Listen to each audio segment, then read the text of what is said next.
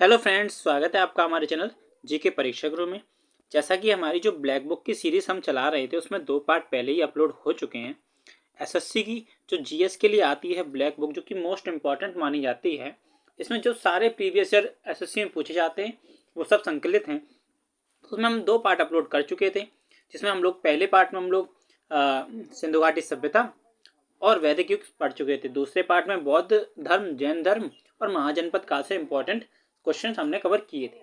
ये पार्ट तीसरा होने वाला है, पार्ट 3 होने वाला है वीडियो का, जिसमें हम लोग प्राचीन इतिहास में जो मौर्य समाज साम्राज्य उसको कवर करने वाले हैं। ठीक है दोस्तों, तो आप अगर आपने प्रीवियस पार्ट नहीं देखे तो आप वो भी जाके चेक कर सकते हैं। हमने प्लेलिस्ट बना दी गई है, उस ब्लैक बुक की प्लेलिस्ट में लाइन से आपको वीडियोस हमारी प्रोवाइड हो जाएंगी। बस वीडियो को शुरू करने से पहले आपसे गुजारिश है दोस्तों, जो मैं आपसे कहता ही हूँ, अगर आपको वीडियोस हमारी पसंद आ रही हैं तो वीडियोस को लाइक भी कर दीजिए करें, ठीक है, और कमेंट करके बताया कीजिए आपको वीडियोस कैसी लगी, क्योंकि हमें इससे प्रोत्साहन मिलता है दोस्तों। बस आपसे गुजारिश है, अगर आपने चैनल को अभी तक सब्सक्राइब नहीं किया तो चैनल को सब्सक्राइब करके रखिए, ताकि हम लगातार अच्छी वीडियोस आपके लिए बनाते रहे, ठीक है, और हमें भी प्रोत्साहन मिलता रहे। धन्यवाद। बिना किसी देरी को हम लोग वीडियो की शुरुआत करते हैं। चलिए, तो हमारा जो प्राचीन इतिहास से जो पहला फैक्ट बनता है वो कि किसने यूनानियों को भारत से खदेड़ दिया था। तो चंद्रगुप्त मौर्य ने यूनानियों को भारत से खदेड़ दिया था। सिकंदर की मृत्यु के बाद चंद्रगुप्त मौर्य द्वारा पराजित सिकंदर के सेनापति का नाम क्या था। तो सेल्यूकस निकेटर था, जो कि सिकंदर का सेनापति था और चंद्रगुप्त मौर्य ने उसे पराजित किया था। अर्थशास्त्र के लेखक किसके समकालीन थे। तो चंद्रगुप्त मौर्य के प्रधानमंत्री थे। कौन थे? चाणक्य थे, ठीक है, विष्णुगुप्त कह सकते हो, और भी नाम देंगे। तो चंद्रगुप्त मौर्य का साम्राज्य उत्तर पश्चिम में कहां तक फैला था। उत्तर पश्चिम में 4 दिशाएं ऐसी होती हैं, उत्तर, दक्षिण, पूर्व और पश्चिम। तो उत्तर पश्चिम मतलब यहाँ में कहां तक फैला था। तो सिंधु तक फैला था। सिंधु नदी वैसे भी भारत से ऐसी होकर जाती है, ठीक है, तो सिंधु नदी तक फैला था। चंद्रगुप्त मौर्य का साम्राज्य उत्तर पश्चिम में कहां तक फैला था। सिंधु नदी। चंद्रगुप्त मौर्य के प्रसिद्ध शिक्षक चाणक्य शिक्षा के किस केंद्र से जुड़े। तो तक्षशिला, जो कि आज पाकिस्तान में पड़ता है, वर्तमान में पाकिस्तान में तक्षशिला पड़ता है, उस केंद्र से जुड़े थे। कौन? चाणक्य। विष्णुगुप्त की भी कह सकते हैं, इनका विष्णुगुप्त दूसरा नाम था, और ये प्रधानमंत्री थे किनके? चंद्रगुप्त मौर्य के। पांडुलिपियों के मूल संस्थापक और कौटिल्य के अर्थशास्त्र के संपादक कौन थे। ठीक है, कौटिल्य, इनका नाम, चाणक्य का नाम कौटिल्य भी था, ठीक है। कौटिल्य के अष्टशास्त्र लिखा है, इसके संपादक कौन थे। इन दो किताबें हैं, पांडुलिपियों के मूल संस्थापक और कौटिल्य के अष्टशास्त्र के संपादक। ये आर शाम शास्त्री थे। आर शाम शास्त्री थे। ये इंपॉर्टेंट क्वेश्चन है, क्योंकि नॉर्मली ये पूछा नहीं जाता एग्जाम्स में। तो जो आर शाम शास्त्री हैं वो कौटिल्य के अर्थशास्त्र और पांडुलिपियों के मूल संस्थापक, इनके संपादक थे। कौटिल्य का अर्थशास्त्र मुख्य रूप से किससे संबंधित है। तो राजनीतिक शिक्षा से संबंधित है। राजनीतिक, राज्य शिल्प या शिक्षा से संबंधित है। कौन? कौटिल्य का अर्थशास्त्र, या चाणक्य का अर्थशास्त्र, या विष्णुगुप्त का अर्थशास्त्र। अर्थशास्त्र किसके द्वारा लिखा गया है। तो यही कौटिल्य, विष्णुगुप्त या चाणक्य जी के द्वारा, जो कि राजनीतिक शिक्षा से संबंधित किताब है। आगे जो क्वेश्चन आता है, फैक्ट आता है, चंद्रगुप्त मौर्य के दरबार में भेजा गया यूनानी राजदूत भारत का पहला दौरा कौन सा था। तो मेगास्थनीज था, जो यूनानी राजदूत था, जो कि चंद्रगुप्त मौर्य के दरबार में आया था। क्वेश्चन पूछा जाता है, मेगास्थनीज ने कौन सी फेमस पुस्तक लिखी थी। तो इंडिका लिखी थी। कौन सी लिखी थी? इंडिका। ये क्वेश्चन बहुत बार एग्जाम्स में आने चुका है। इंडिका किसके द्वारा लिखी है? मेगास्थनीज ने। आया किसके दरबार में था? चंद्रगुप्त मौर्य के दरबार में आया था। कहाँ का राजदूत था? यूनानी राजदूत था, ठीक। बिंदुसार के शासनकाल के दौरान ब्लैंक्स में अशांति थी, ठीक। तो ब्लैंक्स कहाँ अशांति थी? तक्षशिला में। तक्षशिला में अशांति थी। बिंदुसार के शासनकाल के दौरान तक्षशिला में अशांति थी। बिंदुसार ने ब्लैंक्स में विद्रोह दबाने के लिए अशोक को भेजा था। तो उज्जैन में विद्रोह दबाने के लिए अशोक को भेजा था। किसने? बिंदुसार ने। बिंदुसार का बेटा था अशोक। अशोक किस वंश का राजा था? तो मौर्य वंश का। सीधे सीधे पढ़ रहे हैं, मौर्य वंश का राजा था चंद्रगुप्त मौर्य, फिर बिंदुसार, उसके बाद अशोक, ठीक है, ऐसे था। सम्राट अशोक की पत्नी कौन थी जिसने उन्हें प्रभावित किया था? कुरुवाकी। सम्राट अशोक की पत्नी कौन थी जिसने उन्हें प्रभावित किया था? तो कुरुवाकी। कुरुवाकी कौन, किनकी पत्नी थी? सम्राट अशोक की पत्नी थी कुरुवाकी, और उन्हें प्रभावित किया भी था। किस भारतीय शासक ने कलिंग का युद्ध लड़ा? तो अशोक ने। कलिंग का युद्ध, मतलब बहुत मार कटाई हुई थी इसमें। इसके बाद ही अशोक का धर्म परिवर्तन कर लिया था, बौद्ध धर्म धारण कर लिया था, इतना खून बहने के बाद। मौर्य वंश में कलिंग युद्ध किस वर्ष में हुआ था? 261 ईसा पूर्व में हुआ था। 261 ईसा पूर्व में हुआ था कलिंग युद्ध। ठीक है, अशोक ने लड़ा था, ये याद रखना। कलिंग उड़ीसा का प्राचीन नाम भी था, उधर ही लड़ा गया था। कलिंग राजा खारवेल थे, बहुत ही प्रसिद्ध यादव थे। किस घटना से अशोक की प्रशासनिक नीति में गहरा परिवर्तन आया? तो कलिंग का युद्ध था, 261 ईसा पूर्व में हुआ, मौर्य वंश के समय में लड़ा गया। ठीक है, इसके बाद ही अशोक ने धर्म परिवर्तन किया और अब बहुत सारे शिलालेख और स्तूप बनवाए। अशोक ने किस शिलालेख में कलिंग युद्ध के जनहानि का उल्लेख किया है और युद्ध के त्याग की घोषणा की है? तो शिलालेख 13। शिलालेख 13 में अशोक ने कलिंग युद्ध का जनहानि का वर्णन किया गया है और युद्ध के त्याग की घोषणा भी शिलालेख 13 में ही कर दी गई। अशोक ने शिलालेख लिखवाए थे, उसमें से जो 13वें नंबर का शिलालेख था उसमें ये सब वर्णन है। ठीक है, 13 शिलालेख, कलिंग युद्ध का वर्णन। आगे जो फैक्ट है वो है, बौद्ध धर्म ग्रहण करने के लिए अशोक को प्रभावित करने वाला भिक्षु कौन था? तो उपगुप्त था। कौन था? उपगुप्त। कौन था? उपगुप्त। उपगुप्त बौद्ध धर्म ग्रहण करने के लिए अशोक को प्रभावित करने वाला कौन था? बौद्ध भिक्षु था, उपगुप्त। अशोक के शिलालेखों में किस लिपि का प्रयोग किया गया है? तो ब्राह्मी लिपि का। अशोक के शिलालेखों में किस लिपि का प्रयोग किया गया है? तो ब्राह्मी लिपि का, याद रखिएगा। अशोक के शिलालेखों में ब्राह्मी लिपि का प्रयोग किया गया। अशोक के साम्राज्य के किस भाग में उसके शिलालेख खरोष्टी लिपि में लिखी गई थी? तो उत्तर पश्चिम में। यहाँ अफगानिस्तान साइड में खरोष्टी लिपि का प्रयोग किया गया था। खरोष्टी लिपि दाएं से बाएं लिखी जाती थी, इधर से उल्टा चलेगी, ऐसे करके, ऐसे करके, ऐसे। और जो हम लोग लिखते हैं तो इधर से स्टार्ट करते हैं, ऐसे करके। ठीक है, दाएं से बाएं लिखी जाती थी खरोष्टी लिपि, ये याद रखना आप लोग। आगे बढ़ते हैं। आगे जो फैक्ट है, अशोक के साम्राज्य के किस भाग में शिलालेख खरोष्टी लिपि में, ये हम लोग पढ़ चुके हैं। अशोक के अधीन मौर्य राजशाही का सबसे सटीक विवरण क्या होगा? प्रबुद्ध निरंकुशता, इनलाइटेंड डेस्पोटिज्म। ठीक है, अशोक के अधीन मौर्य राजशाही का सबसे सटीक विवरण क्या होगा? प्रबुद्ध, इनलाइटेंड, निरंकुशता। ठीक है, ये था। सारनाथ स्तंभ पर उकेरे गए जानवर कौन कौन से हैं? तो हाथी पूर्व, घोड़ा पश्चिम और सिंह उत्तर, बैल दक्षिण। मैं इसकी आपको फोटो दिखा देता हूं दोस्तों। सारनाथ जो स्तंभ है, मैं इसकी आपको फोटो दिखा देता हूं, उससे हम लोगों को याद हो जाएगा। ठीक है, एक मिनट। तो ये हमारा नेशनल एम्बलम है। तो इसमें ये ऊपर शेर है, ये रहे हाथी दोस्तों, ये हाथी रहा, ये बैल रहा, ऐसे नीचे इसके बने हुए हैं। तो चलिए हम अपने चलते हैं सीधे उसकी ओर, फैक्ट्स की ओर। हाँ, तो इसमें भी लिखा है, हाथी है, घोड़ा है, सिंह है और बैल है। 4 जानवर स्तंभ में उकेरे गए हैं। हाथी पूर्व, घोड़ा पश्चिम, सिंह उत्तर और बैल दक्षिण। आगे बढ़ते हैं। भारत सरकार ने किस शासक से अपने प्रतीकों को उधार लिया और अपनाया है? तो अशोक से। भारत सरकार ने किस शासक से अपने प्रतीकों को उधार लिया और अपनाया है? तो अशोक से लिया गया है। ठीक है, राष्ट्रीय ध्वज के धर्म चक्र में कितनी तीलियां हैं? तो 24 तीलियां हैं। ठीक है, राष्ट्रीय ध्वज के धर्म चक्र में कितनी तीलियां? 24 तीलियां। यही 24 तीलियां अपने ध्वज में भी हैं। ठीक है, मौर्य प्रशासन के तहत सीता अध्यक्ष किसके प्रभारी अध्यक्ष था? तो कृषि का था। सीता अध्यक्ष कौन होता था? किसका प्रभारी अधिकारी होता था? तो कृषि का होता था। कृषि का अधिकारी सीता अध्यक्ष होता था मौर्य प्रशासन में, याद रखिएगा दोस्तों। 3 अलग अलग कालों अर्थात मौर्य काल, गुप्त काल और मुगल काल के शिलालेखों वाला एक स्तंभ कहाँ स्थित है? तो इलाहाबाद प्रयागराज स्तंभ। ठीक है, देखो, 3 अलग अलग कालों अर्थात मौर्य काल, गुप्त काल, मुगल काल के शिलालेखों वाला एक स्तंभ कहाँ स्थित है? तो इलाहाबाद प्रयागराज में स्थित है। कौन कौन से? मौर्य काल, गुप्त काल और मुगल काल का शिलालेखों का एक स्तंभ कहाँ है? इलाहाबाद प्रयागराज में। बिंदुसार किसका पुत्र था? तो बिंदुसार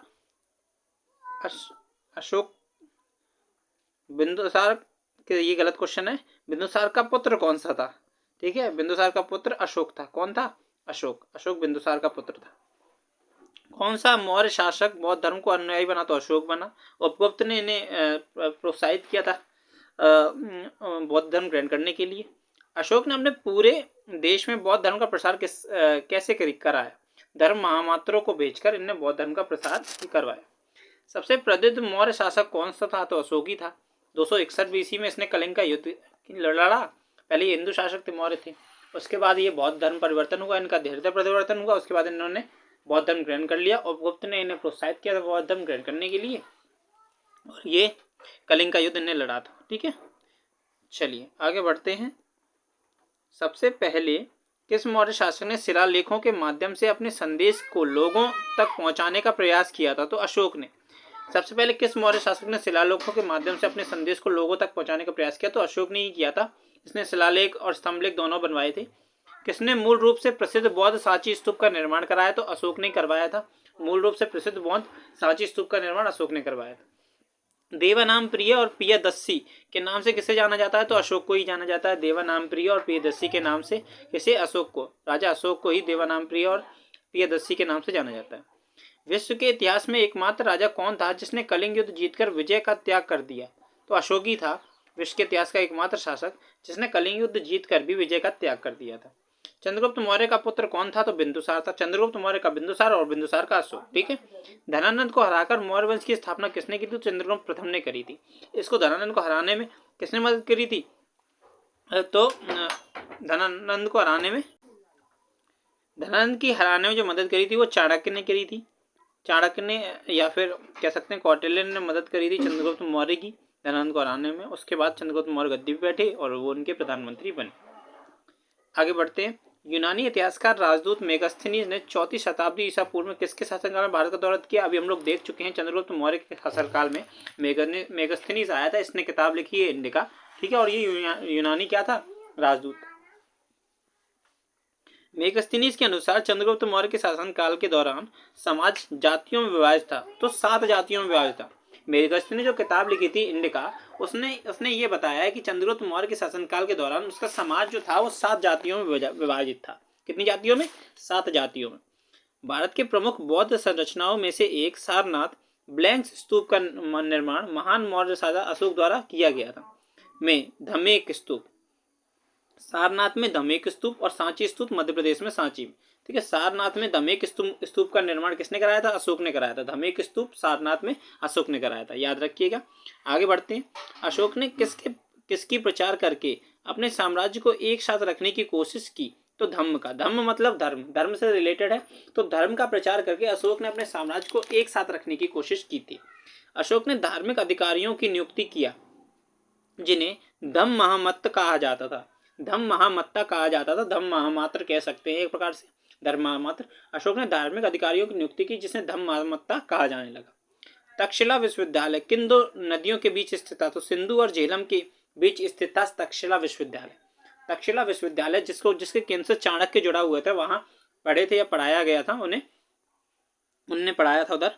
तो वो सिंधु और झेलम से जो तक्षशिला विश्वविद्यालय वो सिंधु और झेलम नदियों के बीच में स्थित था। उदयगिरी पहाड़ियों में हाथी गुम्फा शिलालेख किस राजा ने खुदवाया? तो हाथी गुम्फा कलिंगराज खारवेल। हाथी गुम्फा अभिलेख जो है वो कलिंगराज खारवेल ने खुदवाया था। राजा खारवेल प्राचीन भारतीय राजा जिनकी जीवनी प्रसिद्ध हाथी गुम्फा शिलालेख में पाई गई, ब्लैंक से शासन किया था। तो कलिंग से शासन किया। कलिंगराज खारवेल इनका नाम ही था। ठीक है, कलिंग राजा खारवेल, हाथी गुम्फा इन्होंने लिखवाया था।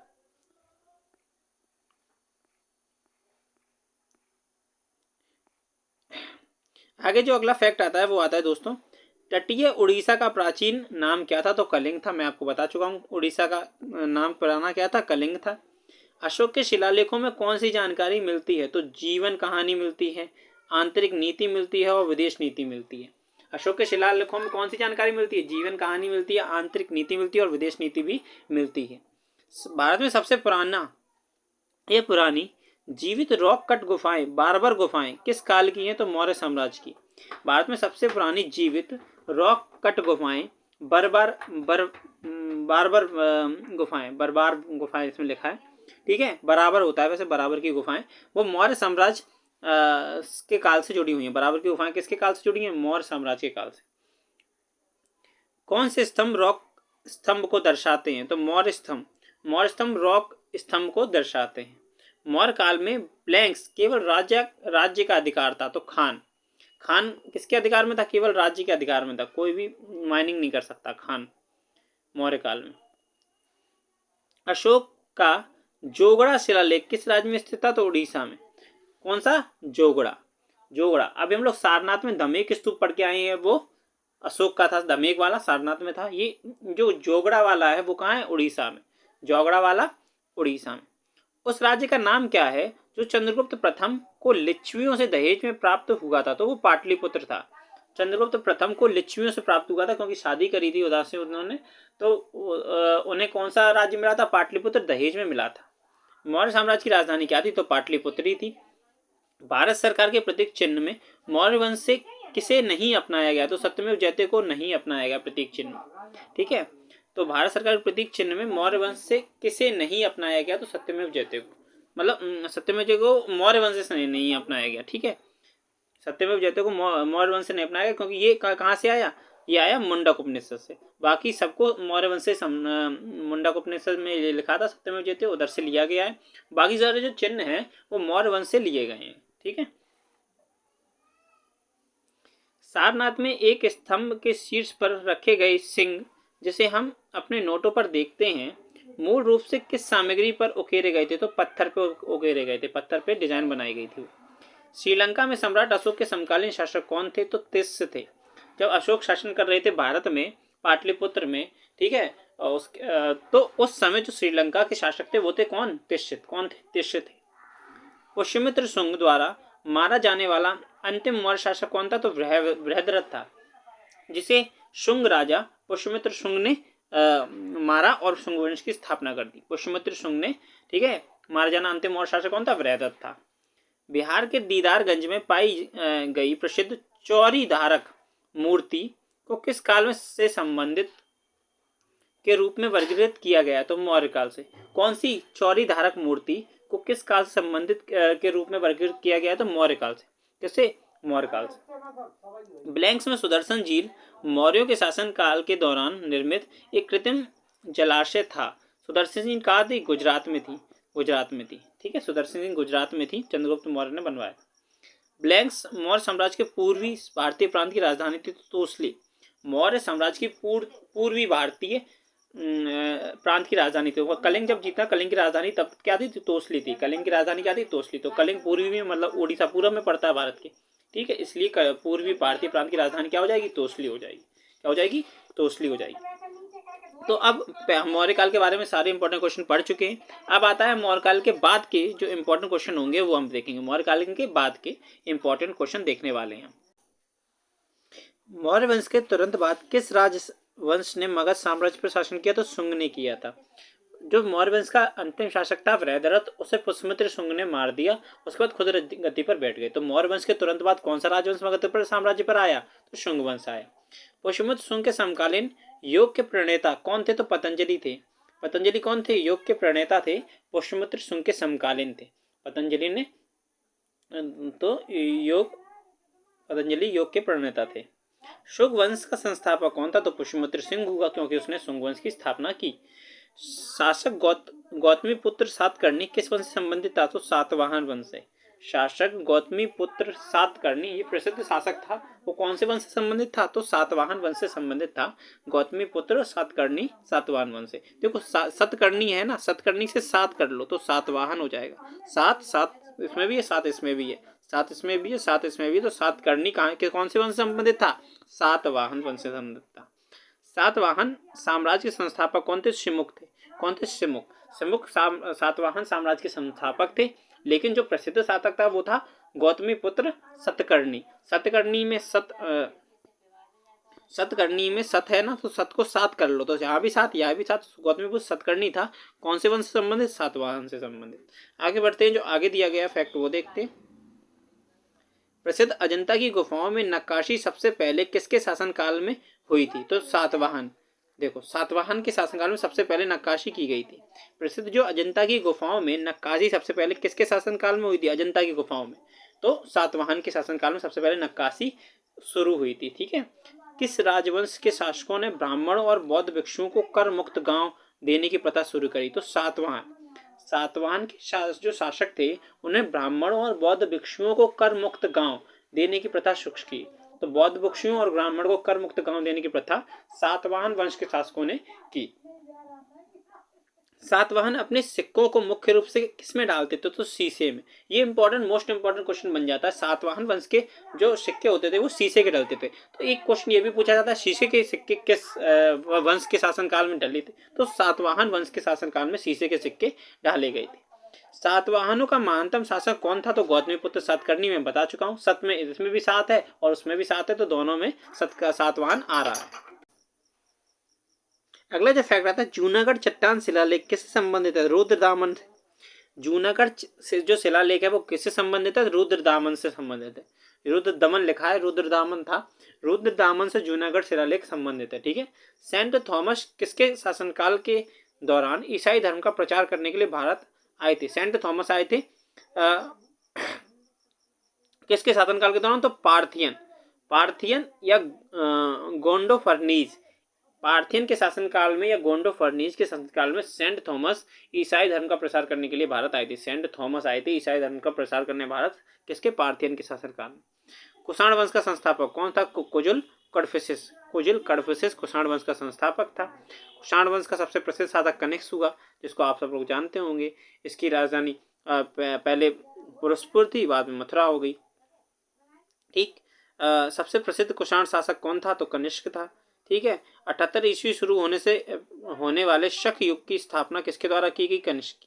ठीक है। 78 ईस्वी से शुरू होने वाले शक युग की स्थापना किसके द्वारा की गई? कनिष्क के शासनकाल के द्वारा। कनिष्क के शासनकाल के द्वारा 78 ईस्वी शुरू हुई। 78 ईस्वी शुरू होने वाले शक युग की स्थापना किसके द्वारा की गई? तो कनिष्क के द्वारा। कनिष्क किस वर्ष में सिंहासन पर बैठा था? तो 78 ईसा पूर्व से, और उसी से उसने शक संवत चला दिया। ठीक है। उसी से उसने शक युग की स्थापना करी। चरक किस राज दरबार के विख्यात चिकित्सक थे? तो कनिष्क थे। चरक किसके दरबार में थे? कनिष्क के दरबार में। द्वितीय अशोक किसे कहा जाता है? तो कनिष्क को कहा जाता है द्वितीय अशोक। गांधार कला विद्यालय किसके शासनकाल में विकसित हुआ? तो कनिष्क के शासन में। गांधार कला किसके विद्यालय जो है किसके शासन में विकसित हुआ? को कनिष्क के शासनकाल में। इंडो ग्रीक कहते हैं गांधार कला को। क्या कहते हैं? इंडो ग्रीक मिक्सचर कहते हैं गांधार कला को। भारतीयों के लिए महान रेशम मार्ग किसके द्वारा खोला गया? तो कनिष्क के द्वारा। भारतीयों के लिए महान रेशम मार्ग किसके द्वारा खोला गया था? कनिष्क के द्वारा। किस कुषाण शासक ने बौद्ध धर्म को संरक्षण दिया था? तो कनिष्क ने। ठीक है। इसके दरबार में थे जो प्रसिद्ध बौद्ध भिक्षु थे, वो थे अशोक। इसी के दरबार में थे। किस कुषाण शासक ने बौद्ध धर्म को संरक्षण दिया? तो कनिष्क। आगे बढ़ते हैं। कनिष्क की राजधानी कहाँ थी? तो पुरुषपुर थी। पुरासपुर नहीं, पुरुषपुर थी। क्या थी? पुरुषपुर। बाद में इसने राजधानी का स्थानांतरण कर लिया था, मथुरा कर लिया था। कनिष्क के समकालीन कौन थे? तो नागार्जुन, अश्वघोष, वसुमित्र, ये सब बौद्ध थे, बौद्ध ज्ञाता थे। तो कनिष्क के समकालीन कौन थे? तो नागार्जुन थे, अश्वघोष थे, वसुमित्र थे। तो ये सब कनिष्क के समकालीन थे। ठीक है। कनिष्क की राजधानी कहाँ थी? पहले पुरुषपुर थी, बाद में उसने मथुरा स्थानांतरण कर लिया था। कुषाण काल के दौरान मूर्तिकला की गांधार शैली किसका एक संयोजन था? Indo Greek. मैंने बताया था भारतीय और ग्रीक शैली का मिक्सचर था। कौन? गांधार शैली, भारतीय और ग्रीक शैली का। कुषाण काल में सबसे बड़ा विकास किस क्षेत्र में हुआ? तो कला के क्षेत्र में हुआ था सबसे ज्यादा विकास कुषाण काल में। कुषाण वंश का संस्थापक कुजुल कडफिसेस था, और इसके जो महान शासक था वो कौन था? कनिष्क था। ये भी हम लोग पहले पढ़ चुके हैं। कुषाण मूर्तियों का सबसे बड़ा संग्रह किस संग्रहालय में स्थित है? तो मथुरा संग्रहालय में। कुषाण मूर्तियों का सबसे बड़ा संग्रह किस संग्रहालय में स्थित है? तो मथुरा संग्रहालय में कुषाण मूर्तियों का सबसे बड़ा संग्रह स्थित है। भारत में सोने के सिक्के सबसे पहले किसने जारी किए थे? तो कुषाण शासकों ने सबसे पहले सोने के सिक्के कुषाण शासकों ने जारी किए। ठीक है। शीशे के सिक्के सातवाहन शासकों ने जारी किए। सबसे ज्यादा सोने के सिक्के गुप्त शासकों ने जारी किए। ठीक है। तीसरी शताब्दी में वाकाटक वंश का संस्थापक कौन था? तो विंध्य शक्ति। तीसरी शताब्दी में वाकाटक वंश का संस्थापक विंध्य शक्ति। वाकाटक वंश का संस्थापक विंध्य शक्ति। वाकाटक वंश का संस्थापक विंध्य शक्ति। ऐसे याद कर लिए, 4-5 बार बोलिए, याद हो जाएगा। वाकाटक वंश का संस्थापक विंध्य शक्ति। शक युग की स्थापना अभी हम लोग देखें 78 ईसा पूर्व से, जब कनिष्क राजगद्दी पर बैठा तो उसने शक युग की स्थापना कराई 78 ईस्वी में। आगे देखते हैं जो आगे फैक्ट है। अमरावती कला विद्यालय किस क्षेत्र के सातवाहन वाहनों के संरक्षण में विकसित हुआ था? तो आंध्र। ठीक है। अमरावती कला विद्यालय किस क्षेत्र के सातवाहनों के संरक्षण में विकसित हुआ? तो आंध्र के। अमरावती कला विद्यालय किस क्षेत्र के सातवाहनों के संरक्षण में विकसित हुआ? तो आंध्र के। किस शासक के लिए एका ब्राह्मण प्रयुक्त हुआ है? तो गौतमीपुत्र सतकर्णी के लिए एका ब्राह्मण प्रयुक्त हुआ है। गौतमीपुत्र सतकर्णी जो कि सातवाहन वंश के प्रमुख शासक थे, उनके लिए एका ब्राह्मण, क्या एका ब्राह्मण प्रयुक्त हुआ? एका ब्राह्मण, ब्राह्मण वंश था, जो गौतमीपुत्र सतकर्णी थे वो ब्राह्मण थे इसलिए। पाल वंश का संस्थापक गोपाल था, ठीक है। कनिष्क एक कुषाण राजा थे, कुषाण वंश के राजा थे, हम लोग पढ़ चुके हैं। तो कनिष्क कैसे राजा थे? कुषाण वंश के राजा थे। कुषाण वंश का संस्थापक कौन था? कुजुल कडफिसेस था, ठीक है। कुजुल कडफिसेस। कनिष्क की राजधानी पहले पुरस्पुर थी, बाद में उन्होंने मथुरा स्थानांतरित की थी। और नागार्जुन, वसुमित्र, ये सब इनके विद्वान थे, ठीक है। चरक कनिष्क के शासनकाल में थे। और भी कुछ, कौन से शासक यूएजी खानाबदोश लोगों के साथ घनिष्ठ रूप से जुड़े थे? तो कुषाण शासक। यूएजी, ठीक है, खानाबदोश लोगों के साथ जुड़े थे घनिष्ठ रूप से, तो कुषाण जुड़े थे। प्राचीन भारत में गांधार कला विद्यालय किस राजवंश ने विकसित किया? तो कुषाण वंश ने विकसित किया। गांधार कला क्या होती है? इंडो ग्रीक का मिक्सचर है। गांधार कला की मूर्तियां सबसे ज्यादा अभी कहाँ मिलती हैं? संग्रहालय। कौन से संग्रहालय में? मथुरा संग्रहालय में, ठीक है। पर चलो, शल्य चिकित्सा के जनक के रूप में किसे जाना जाता है? तो सुश्रुत को जाना जाता है। शल्य चिकित्सा मतलब surgery, father of surgery Sushruta, ठीक है। शल्य चिकित्सा के जनक के रूप में सुश्रुत को माना जाता है, सुश्रुत को। ब्लैंक चिकित्सा और शल्य चिकित्सा का एक प्राचीन संस्कृत पाठ है, तो सुश्रुत जी ने लिखी थी सुश्रुत संहिता, जो कि चिकित्सा और शल्य चिकित्सा का एक प्राचीन संस्कृत पाठ है। कौन? सुश्रुत संहिता। गुर्जर प्रतिहारों, राष्ट्रकूटों और पाल वंश के शासकों ने ब्लैंक्स पर नियंत्रण करने के लिए लड़ाई लगी थी। किस पर? कन्नौज पर। तो कन्नौज पर नियंत्रण रखने के लिए गुर्जर प्रतिहारों, राष्ट्रकूटों और पाल वंश के शासकों ने क्या किया? आपस में लड़े थे। इसे कहते हैं त्रिपक्षीय संघर्ष। इसको अपनी जो एंशिएंट हिस्ट्री है उसमें कहा जाता है त्रिपक्षीय संघर्ष, क्योंकि इसमें तीन वंश एक ही चीज के लिए लड़ रहे थे, जो कि था कन्नौज। बाल वंश, राष्ट्रकूट वंश और गुर्जर प्रतिहार वंश, ठीक है। राजा रुद्रदामन किस वंश से संबंधित है? शक वंश से। शक वंश से संबंधित थे कौन? राजा रुद्रदामन। अभी हमने देखा था रुद्रदामन जूनागढ़ अभिलेख, क्या देखा था? जूनागढ़ अभिलेख किससे संबंधित है? जूनागढ़ अभिलेख तो रुद्रदामन से संबंधित है, वही वाले रुद्रदामन है ही, ठीक है। जूनागढ़ अभिलेख रुद्रदामन संबंधित है, जो कि एक शक राजा थे। कौन थे? शक राजा।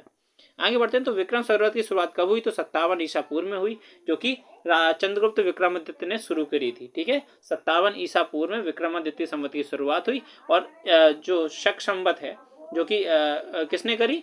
कनिष्क ने करी, वो 78 ईस्वी से, 78 ईस्वी से हुई है, ठीक है। 78 ईस्वी से हुई है। आगे बढ़ते हैं। जो आगे देख दिया गया वो देखते हैं। आगे देखते हैं। तो वो है प्राचीन इतिहास में जो टॉपिक है वो है संगम काल। संगम काल जो कि साउथ के लिए बहुत ही इंपॉर्टेंट हो जाता है, तो उससे रिलेटेड सारे क्वेश्चन हम लोग फैक्ट देखेंगे। संगम युग का संबंध किसके इतिहास से है? तो तमिलनाडु के। देख लीजिए, संगम युग का संबंध किसके इतिहास से? तमिलनाडु के। संगम युग का संबंध तमिलनाडु के इतिहास से संबंधित है। अलवर संतों की उत्पत्ति किस आधुनिक राज्य से हुई? तो तमिलनाडु की। अलवर जो कि विष्णु जी के उपासक थे, उन संतों की जो उत्पत्ति थी वो तमिलनाडु से। अलवर विष्णु जी के उपासकों कहा जाता था और नयनार शिव जी के उपासकों को। संगम युग के दौरान रोमन व्यापार का केंद्र कहाँ था? तो मुसिरी था। रोमन व्यापार का केंद्र क्या था? मुसिरी। तो हमने देखा संगम युग किससे संबंधित है? तमिलनाडु से। अलवर संतों की उत्पत्ति किस राज्य से हुई? अलवर संतों की तो तमिलनाडु से। संगम युग के दौरान रोमन व्यापार का केंद्र क्या था? तो मुसिरी था। चोल वंश की स्थापना किस शासक ने की थी? तो विजयालय चोल ने करी थी चोल वंश की स्थापना। प्राचीन चोल साम्राज्य की राजधानी क्या थी? तो उरेयूर थी। क्या थी? उरेयूर। प्राचीन चोल साम्राज्य की राजधानी क्या थी? उरेयूर। क्या थी? उरेयूर। चोल राजाओं का शासन कहाँ था? तो तमिलनाडु में था। चोल राजाओं का शासन क्या था?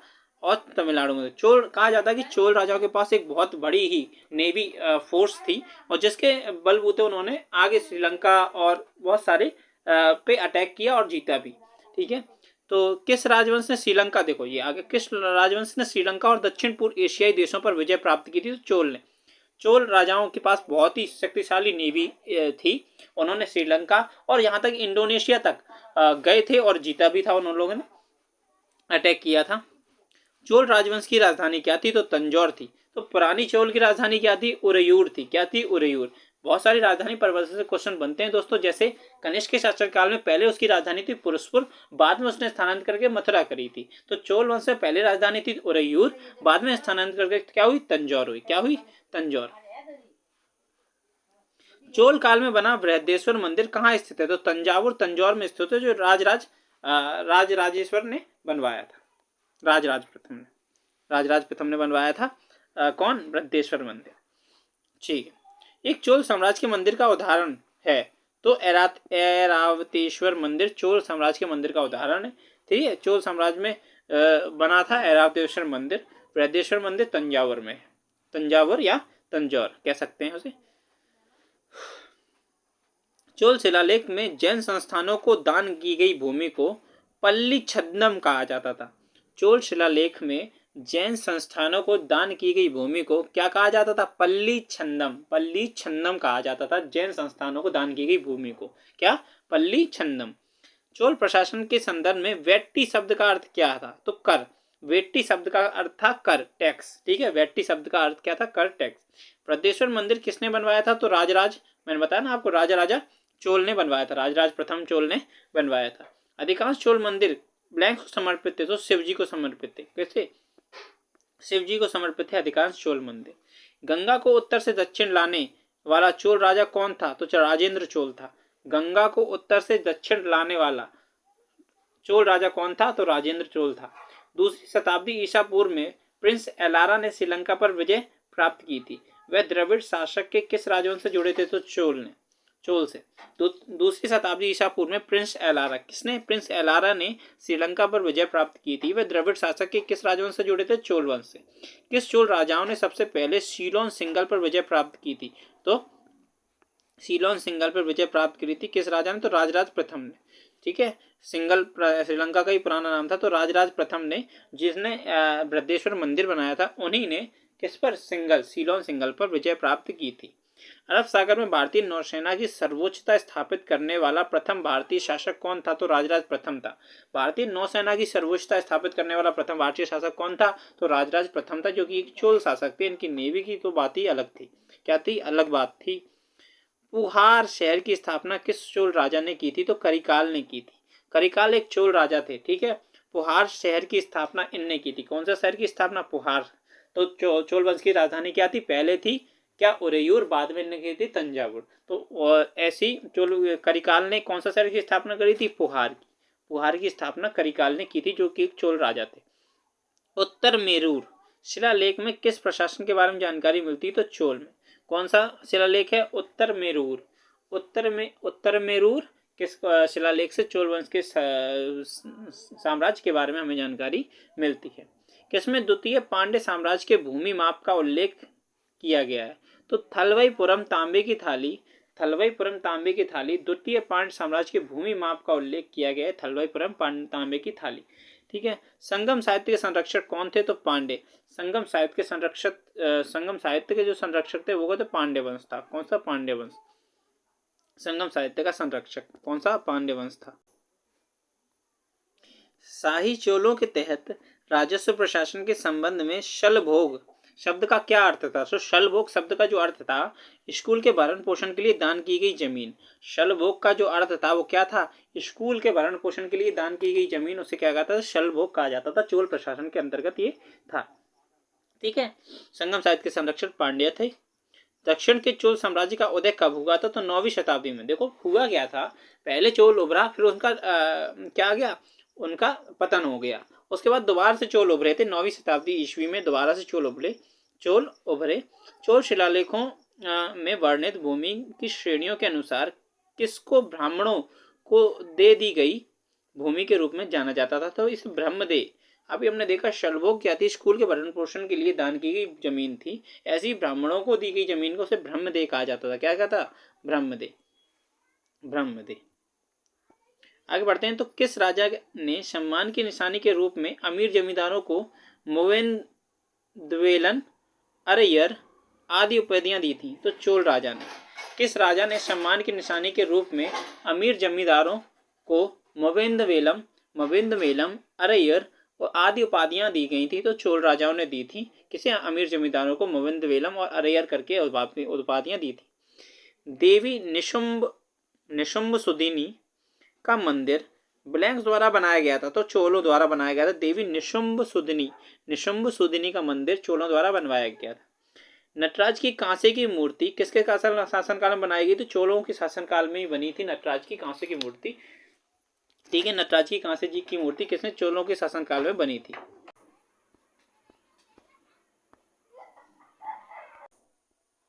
हमारा जो आगे का फैक्ट है, चोल शिलालेखों में वर्णित भूमि की श्रेणियों के अनुसार किसको मंदिरों को भेंट की गई भूमि के रूप में जाना जाता था? तो देवदान।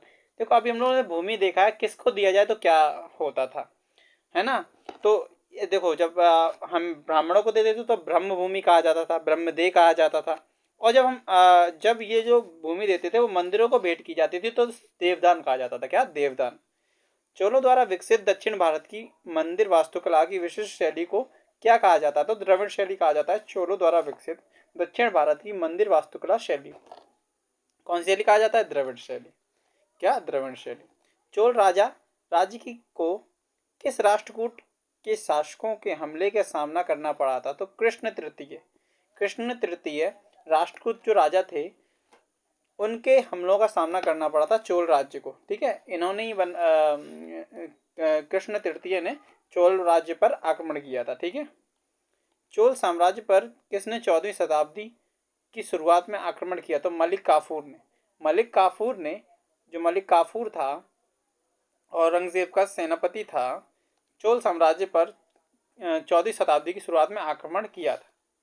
तंजौर में वृद्धेश्वर मंदिर किस धार्मिक संप्रदाय से संबंधित है? तो नयनार। नयनार जो कि शिव को समर्पित थे, चोल भी शिव के उपासक थे, इसलिए जो वृद्धेश्वर मंदिर है जो राजराज चोल ने बनाया था तो वो कैसा हो जाएगा? राजराज चोल ने बनवाया था, वो कैसा हो जाएगा? वो एक शिव मंदिर, शैव मंदिर या नयनार मंदिर हो जाएगा। आगे बढ़ते हैं। जो संगम राज्य चेर से किस शासक का संबंध नहीं था? तो नेडोन का संबंध नहीं था। ये ऑप्शन के अनुसार बेस्ट क्वेश्चन होगा, इसलिए याद रखिए आप, नेडोन का संबंध संगम राज्य चेर के शासक से नहीं था। ठीक है, आगे जो क्वेश्चन आता है 35 नंबर, वो है चोल राजवंश से उभरने वाला पहला महत्वपूर्ण शासक कौन था? तो राजा चोल थे। जो मेन जो शासक बनते हैं राजराज चोल ही बनते थे। इन्हीं के समय में नेवी सबसे ज्यादा स्ट्रांग थी। इन्हीं ने वृद्धेश्वर टेम्पल बनवाया, इन्हीं ने श्रीलंका सिंह सिलोन उसको जीता और इन्हीं ने विदेश में आक्रमण भी करवाए। राजेंद्र प्रथम किसका पुत्र था? तो राजराज प्रथम का ही पुत्र था राजेंद्र प्रथम। किस चोल शासक को लोकप्रिय रूप से गंगा का विजेता, गंगई कोंड चोलपुरम कहा जाता है? तो राजेंद्र चोल प्रथम को, मतलब जो राजेंद्र चोल थे जो कि राजराज चोल के बेटे थे, इन्हें क्या कहा जाता है? गंगई कोंड चोलपुरम। मतलब इसने गंगा के पार विजय प्राप्त की थी, इसलिए गंगा का विजेता इन्हें कहा जाता है। श्रीलंका पर विजय प्राप्त करने वाला चोल वंश का पहला शासक कौन था? राजेंद्र प्रथम था। सीलोन पर विजय उन्होंने राजराज प्रथम ने ली थी। ठीक है, चोल शिलालेखों में वर्णित भूमि की श्रेणियों के अनुसार किसको विद्यालयों के रखरखाव के लिए भूमि के रूप में जाना जाता था? शलभोग। अभी हम लोग ये वाला क्वेश्चन पढ़ चुके हैं। शलभोग जो था विद्यालयों के रखरखाव के लिए जो दी गई भूमि थी उसे शलभोग कहा जाता था। चोल साम्राज्य में ज्यादातर भारत के किस क्षेत्र पर शासन किया था? तो दक्षिण पर ही किया था। चोल शिलालेखों में वर्णित भूमि की श्रेणियों के अनुसार किसको गैर ब्राह्मण किसान स्वामियों को भूमि के रूप में जाना जाता था? वेल्लन वगई गैर ब्राह्मण किसान स्वामियों की भूमि के रूप में जाना जाता था। कौन? वेल्लन वगई। आगे जो क्वेश्चन है वो क्या है? संगम साहित्य प्राचीन और मध्यकालीन भारत के किस भाग से संबंधित है? तो संगम साहित्य दक्षिण भारत। संगम साहित्य प्राचीन और मध्यकालीन भारत के किस भाग से संबंधित है? दक्षिण भारत से संबंधित है। सीधे सीधे बात दक्षिण भारत तक आ जाती है। तो यहाँ पर हमने संगम काल, ठीक है, और मौर्य काल और मौर्य के बाद के जो साम्राज्य थे उनके बारे में पढ़ा। अगर ये वीडियो यहीं पे समाप्त करना चाहूँगा। अगर आपको वीडियो हमारी पसंद आई हो तो मैं गुजारिश करता हूँ आपसे, वीडियो को लाइक कर दिया करिए, कमेंट करिए वीडियो पे कैसी लगी, और अपने दोस्तों को शेयर कीजिए करिए ताकि वो भी एक अच्छा कंटेंट जो कि पेपरों में ऑब्वियसली आता है, मतलब वास्तविक तौर पर यही क्वेश्चंस आते हैं, फंसते हैं, उन्हें भी जानकारी मिले। ठीक है, आप सब्सक्राइब भी कर सकते हैं आप चैनल को अगर आपको अच्छा लगता है तो। धन्यवाद। जय हिंद, जय भारत।